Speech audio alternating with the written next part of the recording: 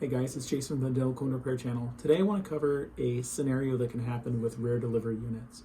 Rear delivery units have the handpiece tubings in the back of the patient, and what can happen is over time chairs can run over these cords, and it can actually break them in a way that's not immediately obvious, but it will cause major disruption with handpiece operation.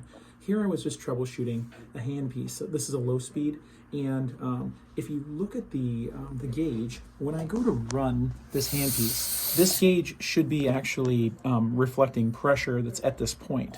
And a handpiece pressure gauge is a really handy tool in evaluating your handpieces.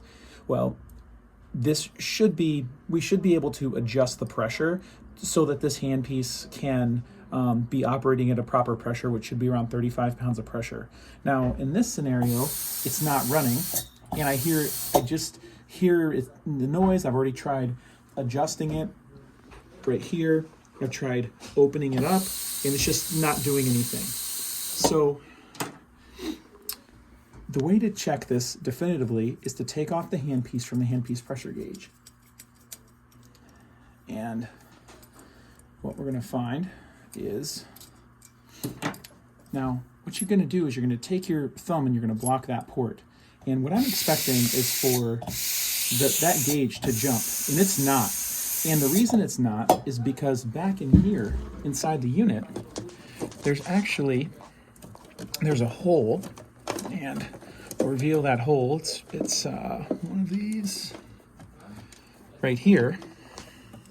And so this is actually the center of the handpiece tubing.